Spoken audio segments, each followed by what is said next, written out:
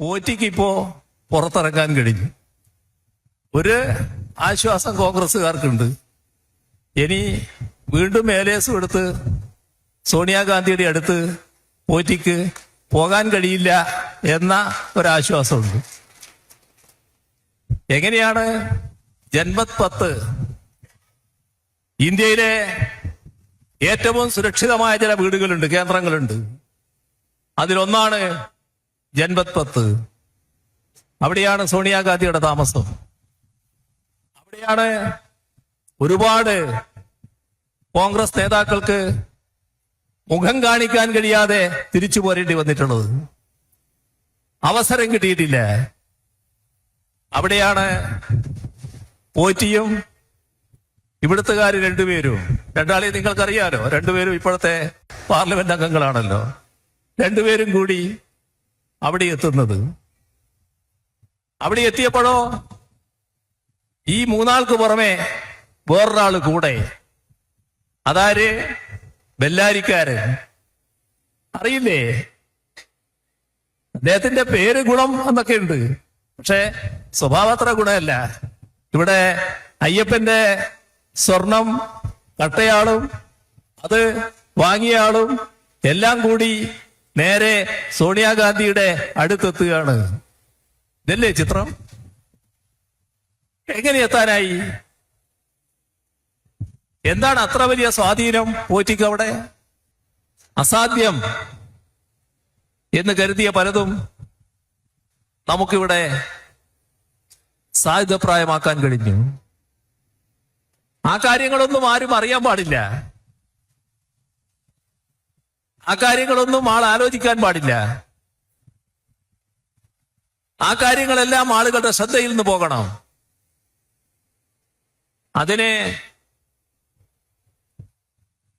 കോൺഗ്രസിന് നേതൃത്വമുള്ള UDF-ഉം BJP-യും ഒരേപോലെ താല്പര്യപ്പെട്ടുകൊണ്ട് കണ്ടെത്തിയൊരു മാർഗം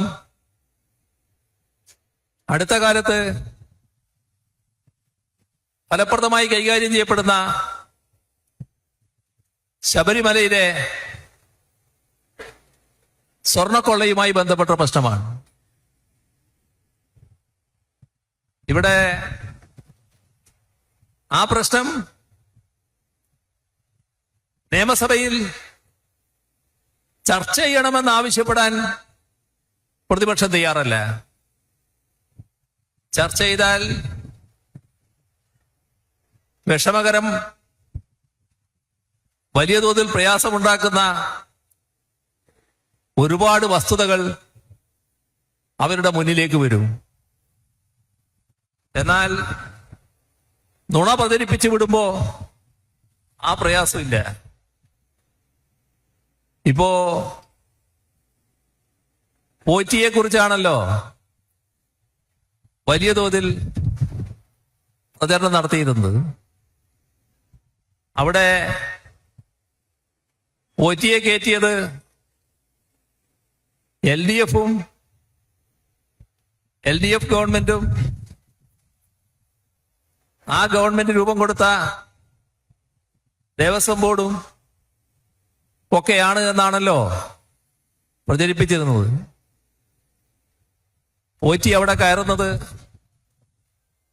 2004 എല്ലാവർക്കും വ്യക്തമായല്ലോ. 2004 ദേവസ്വം മന്ത്രി ആരായിരുന്നു? ഇന്നത്തെ കോൺഗ്രസിന്റെ ഉന്നതനായ അഖിലേന്ത്യാ നേതാവ്. ആ കാലത്ത് കോൺഗ്രസ് നിയോഗിച്ച ദേവസ്വം ബോർഡ്, അതിന്റെ പ്രസിഡന്റ് പിന്നീട് കോൺഗ്രസ് വിട്ടിട്ടുണ്ടാവും, പക്ഷെ അന്ന് കോൺഗ്രസിന്റെ ആളാണല്ലോ. അന്നല്ലേ പോറ്റി ആദ്യമായിട്ട് അവിടെ കയറുന്നത്? അന്ന് തൊട്ടല്ലേ പോറ്റിക്ക് അവിടെ എല്ലാവിധ കളികളും കളിക്കാനുള്ള അവസരമൊരുങ്ങുന്നത്? ഇതെല്ലാം വിഷമമുണ്ടാക്കുന്ന യാഥാർത്ഥ്യങ്ങളാണ് എന്നുള്ളത് കൊണ്ട് അത്തരം കാര്യങ്ങൾ പുറത്തു വരാതിരിക്കുക. അതിനാണല്ലോ ചർച്ചയിൽ നിന്ന് ഒളിച്ചോടുന്ന സമീപനം കോൺഗ്രസും UDF-ഉം സ്വീകരിച്ചത്. ഇവിടെ പോറ്റിയെ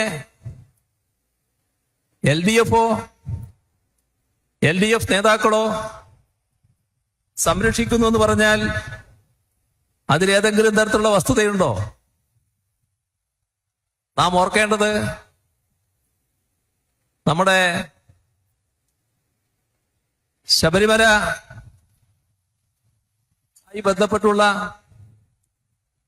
ഒരു വലിയ സംഗമം, ആഗോള സംഗമം ദേവസ്വം ബോർഡ് നടത്തിയല്ലോ.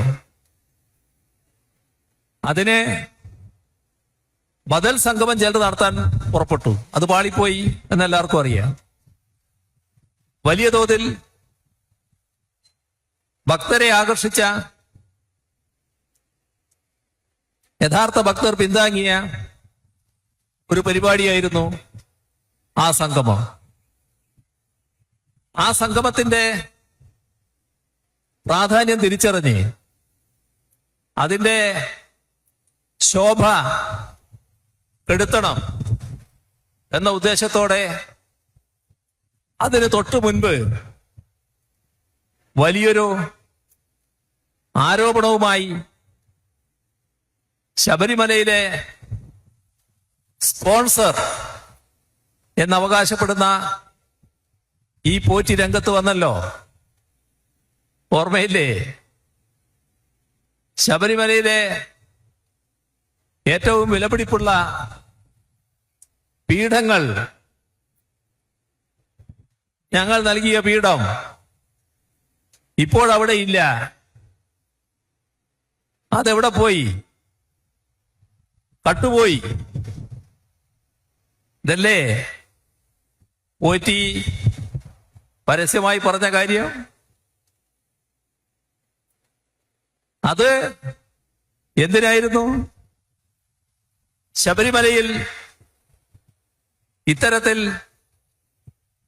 കളവ് നടന്നിരിക്കുന്നു എന്ന് സ്ഥാപിക്കാൻ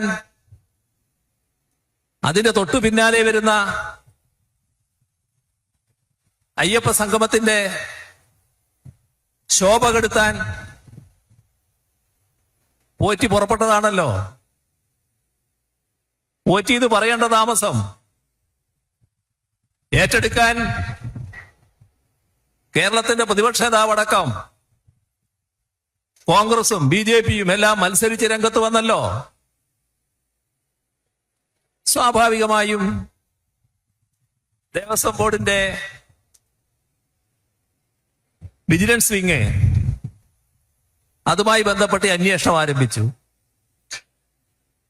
കൃത്യം പീഠമുള്ള സ്ഥലത്ത് അവരെത്തി. പീഠം എവിടെയായിരുന്നു? പീഠം പോറ്റിയുടെ സഹോദരിയുടെ വീട്ടിൽ. ആരെത്തിച്ചത്? എന്തായിരുന്നു അതിന്റെ ഉദ്ദേശം? അപ്പോ ബോധപൂർവം നല്ല രീതിയിലുള്ള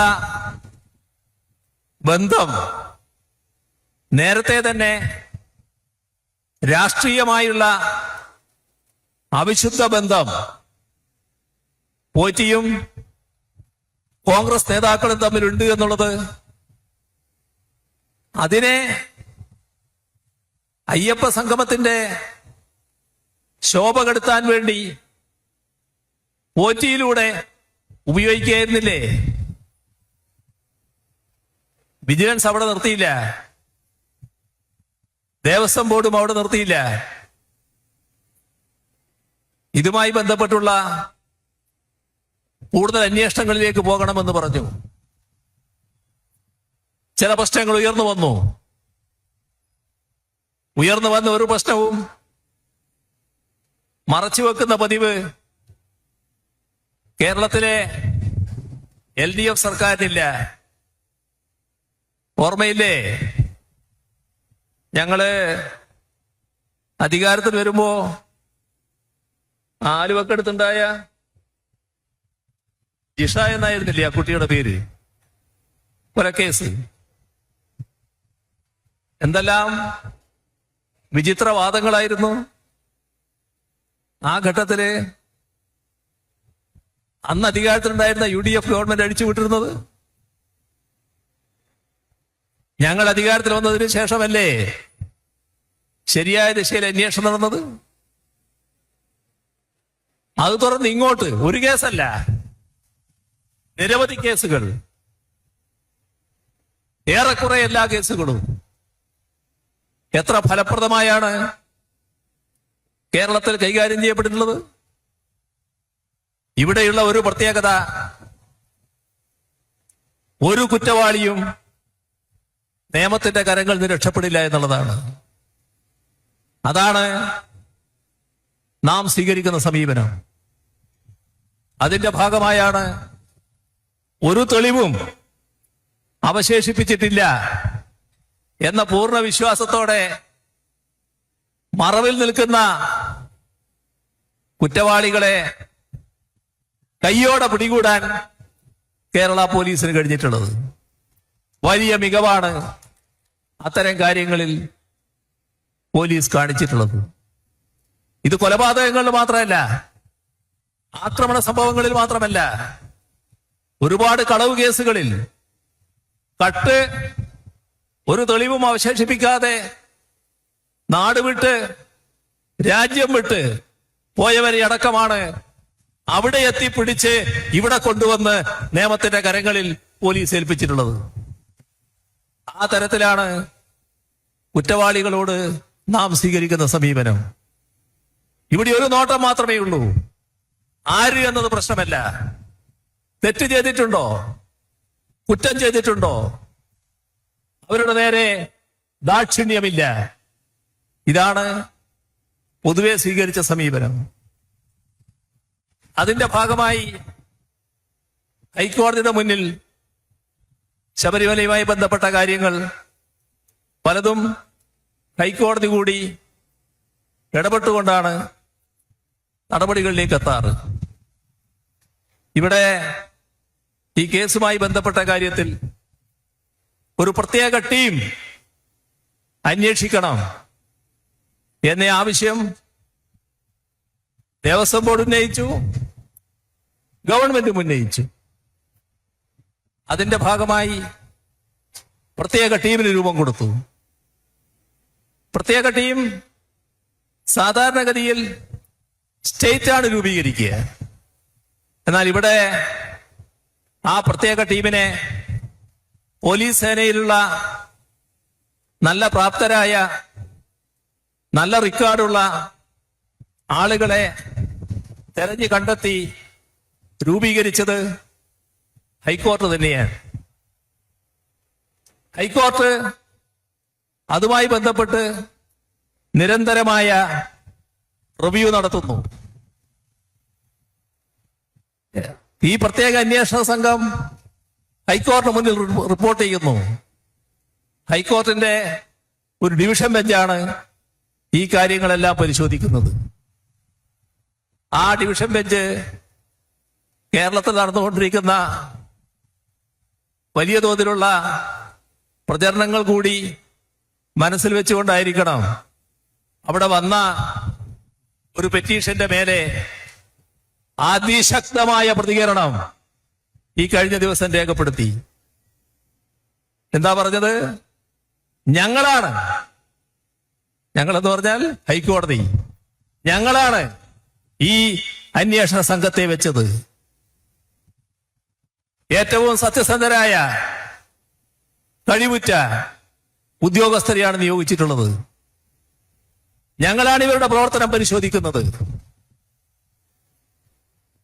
കൃത്യമായി പറയാണ്, ഇവർക്ക് കേസിൽപ്പെട്ട പ്രതികൾക്ക് ജാമ്യം കിട്ടുന്നോ കിട്ടുന്നില്ലേ എന്നുള്ളത് കേസിന്റെ തുടർ നടപടികളെ ബാധിക്കുന്ന ഒരു കാര്യമല്ല എന്നും ഹൈക്കോടതി പറയാണ്. ചെറിയ ചില പ്രശ്നങ്ങൾ എടുത്തുകൊണ്ട് അതിന്റെ ഭാഗമായി മറ്റൊരു ചിത്രീകരണം ഉണ്ടാക്കാനാണ് കോൺഗ്രസും മറ്റും ശ്രമിച്ചത്. അതായത് ചാർജ് ഷീറ്റ് കൊടുക്കാതിരിക്കുക. ചാർജ് ഷീറ്റ് കൊടുക്കാതിരുന്നാൽ 90 ദിവസം കഴിഞ്ഞാൽ സ്വാഭാവികമായി അവർക്ക് ജാമ്യം കിട്ടും. ഇവിടെ ആ അവസ്ഥയുണ്ടാക്കുന്നത് ഗവൺമെന്റാണ് എന്ന് വരുത്താനാണ് കോൺഗ്രസും BJPയും ശ്രമിച്ചത്, UDF ശ്രമിച്ചത്. അതിന് മറുപടി ഹൈക്കോടതി പറയാണ്, ഹൈക്കോടതിന്റെ ഡിവിഷൻ ബെഞ്ച് പറയാണ്, ഇതൊരു സാധാരണ കൊലക്കേസല്ല. നിരവധി കാര്യങ്ങൾ സമഗ്രമായി അന്വേഷിക്കേണ്ടതുണ്ട്. അതിൽ പ്രതികളായവർക്ക് ജാമ്യം കിട്ടുന്നോ എന്നത് ഒരു പ്രശ്നമേ അല്ല. ശിക്ഷ ഉറപ്പുവരുത്തുന്നതിന് നല്ല രീതിയിലുള്ള തെളിവുകളാണ് ആവശ്യം. അതിന് കൂടുതൽ സമയമെടുത്ത് അന്വേഷിക്കേണ്ടതുണ്ട്. അപ്പോ ഈ പറയുന്ന പ്രത്യേക അന്വേഷക സംഘം അവരുടെ എല്ലാ നടപടികളും ഇപ്പോ ചാർജ് ഷീറ്റ് കൊടുക്കാതെ അന്വേഷണം തുറന്നു വരുന്നുണ്ടെങ്കിൽ അതിനടക്കം ഹൈക്കോടതി അംഗീകാരം കൊടുത്തിരിക്കുന്നു എന്നാണ് പരസ്യമായി ഹൈക്കോടതിയുടെ പ്രതികരണത്തിലൂടെ വ്യക്തമാകുന്നത്. ഒരു കാര്യം അർത്ഥശങ്കക്കിടയില്ലാതെ ഹൈക്കോടതി വ്യക്തമാക്കി, ഞങ്ങളുടെ മേൽനോട്ടത്തിലാണ് അന്വേഷണം, ഒരു ബാഹ്യശക്തിയും ഇതിലിടപെടുന്നില്ല. ബാഹ്യശക്തി എന്ന് ഉദ്ദേശിച്ചത് ചിലപ്പോ സർക്കാരിനെ കൂടിയായിരിക്കാം. കാരണം പ്രതിപക്ഷം വലിയ തോതിൽ ഗവൺമെന്റും മുഖ്യമന്ത്രിയുടെ ഓഫീസും എന്നൊക്കെ പറഞ്ഞുകൊണ്ടുള്ള പുകമറ സൃഷ്ടിക്കാൻ നോക്കുന്നുണ്ട്. ഈ അന്വേഷണ സംഘവുമായി ഒരു തരത്തിലുള്ള ആശയവിനിമയവും ഗവൺമെന്റ് വക്താക്കളോ നടത്തുന്നില്ല. അതാണ് അർത്ഥശങ്കക്കിടയില്ലാതെ ഹൈക്കോടതി പറഞ്ഞത്, ഞങ്ങളാണ് അന്വേഷണത്തിന് മേൽനോട്ടം വഹിക്കുന്നത്, ഒരു ബാഹ്യശക്തിയും ഇതിലിടപെടുന്നില്ല. അപ്പോ വിഷമാണല്ലോ ഇത്തരം കാര്യങ്ങൾ ചർച്ച ചെയ്യപ്പെടുന്നത്. നല്ലത് ചർച്ച ചെയ്യാതിരിക്കലാണ്. അതുകൊണ്ട് തന്നെ ഒരു ചർച്ചക്കും ഇവരാരും തയ്യാറായില്ല എന്നാണ് കാണാൻ നമുക്ക് സാധിക്കുക. ഇവിടെ പോറ്റിക്ക് ഇപ്പോ പുറത്തിറങ്ങാൻ കഴിഞ്ഞു. ഒരു ആശ്വാസം കോൺഗ്രസ്സുകാർക്കുണ്ട്. ഇനി വീണ്ടും മേലേസും എടുത്ത് സോണിയാഗാന്ധിയുടെ അടുത്ത് പോറ്റിക്ക് പോകാൻ കഴിയില്ല എന്ന ഒരാശ്വാസമുണ്ട്. എങ്ങനെയാണ് ജൻമത് 10 ഇന്ത്യയിലെ ഏറ്റവും സുരക്ഷിതമായ ചില വീടുകളുണ്ട്, കേന്ദ്രങ്ങളുണ്ട്. അതിലൊന്നാണ് ജൻമത് 10. അവിടെയാണ് സോണിയാഗാന്ധിയുടെ താമസം. അവിടെയാണ് ഒരുപാട് കോൺഗ്രസ് നേതാക്കൾക്ക് മുഖം കാണിക്കാൻ കഴിയാതെ തിരിച്ചു പോരേണ്ടി വന്നിട്ടുള്ളത്. അവസരം കിട്ടിയിട്ടില്ല. അവിടെയാണ് പോറ്റിയും ഇവിടുത്തുകാർ രണ്ടാളെ നിങ്ങൾക്കറിയാലോ, രണ്ടുപേരും ഇപ്പോഴത്തെ പാർലമെന്റ് അംഗങ്ങളാണല്ലോ. രണ്ടുപേരും കൂടി അവിടെ എത്തുന്നത്. അവിടെ എത്തിയപ്പോഴോ ഈ മൂന്നാൾക്ക് പുറമെ വേറൊരാള് കൂടെ. അതാര്? ബെല്ലാരിക്കാരൻ. അറിയില്ലേ? അദ്ദേഹത്തിന്റെ പേര് ഗുണം എന്നൊക്കെ ഉണ്ട്, പക്ഷെ സ്വഭാവത്ര ഗുണമല്ല. ഇവിടെ അയ്യപ്പന്റെ സ്വർണം കട്ടയാളും അത് വാങ്ങിയ ആളും എല്ലാം കൂടി നേരെ സോണിയാഗാന്ധിയുടെ അടുത്തെത്തുകയാണ്. ഇതല്ലേ ചിത്രം? എങ്ങനെ എത്താനായി?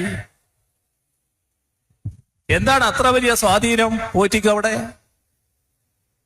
ഏതായാലും ഈ കൂടെ പോയവരല്ല കൊണ്ടുപോയത് എന്ന് അവർ തന്നെ വ്യക്തമാക്കി. ഇവരിൽ ചിലർ പറഞ്ഞല്ലോ, അയ്യോ ഞങ്ങളല്ല പോയത്, പോറ്റി വിളിച്ചിട്ട് ഞങ്ങൾ പോയതാണെന്ന്. പോറ്റിക്ക് വിളിക്കാൻ മാത്രമുള്ള അവകാശം, സ്വാതന്ത്ര്യം അതെവിടുന്ന് കിട്ടി?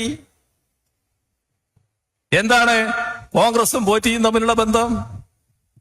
എന്താണ് കോൺഗ്രസും സോണിയാഗാന്ധിയും തമ്മിലുള്ള ബന്ധം? ഈ കേസിൽ അന്താരാഷ്ട്ര ബന്ധമുണ്ട് എന്ന് പറഞ്ഞത് ആരായിരുന്നു ആദ്യം? രമേശ് ചെന്നിത്തലയല്ലേ? ആ അന്താരാഷ്ട്ര ബന്ധത്തിന്റെ കാര്യം ഏതെല്ലാം വഴിക്കാണ് നീങ്ങുന്നത് നമുക്കറിയാവോ? രമേശ് ചെന്നിത്തലയാണല്ലോ അത് വ്യക്തമാക്കിയത്. ഒരു കാര്യമേ ഉള്ളൂ, ഞങ്ങളെ കൈകൾ ഇതിൽ ശുദ്ധമാണ്. ഇവിടെ ഒരാശങ്കയുമില്ല, ആരും ആശങ്കപ്പെടേണ്ടതില്ല. ഏതെങ്കിലും തരത്തിൽ കുറ്റം ചെയ്ത ഒരാളും രക്ഷപ്പെടാൻ പോകുന്നില്ല. അതിന്റെ ഭാഗമായുള്ള ശക്തമായ നടപടിയാണ് ഈ പ്രത്യേക അന്വേഷണ സംഘം സ്വീകരിച്ചു വരുന്നത്. അതിന് ഫലപ്രദമായ നേതൃത്വം കൊടുക്കുന്നത് ഹൈക്കോർട്ടുമാണ്. ഹൈക്കോർട്ടിനെയാണോ BJP ആണോ കോൺഗ്രസിന് വിശ്വാസം? ഇത്രയും കാര്യങ്ങളൊക്കെ വന്നപ്പോ CBI വരണം എന്ന് പ്രതിപക്ഷ നേതാവും BJP കോൺഗ്രസും പറയുകയാണ്. എന്താ അതിന്റെ പിന്നിൽ? ഹൈക്കോടതിനേക്കാളും വിശ്വാസം BJP-യിലായോ? ഇവിടെ യഥാർത്ഥത്തിൽ BJP-യുടെ ഒരു B ടീമായി കോൺഗ്രസ് മാറുകയല്ലേ? ആലോചിക്കണം, നമ്മൾ വലിയ തോതിൽ ആലോചിക്കേണ്ട ഒരു വിഷയമാണത്.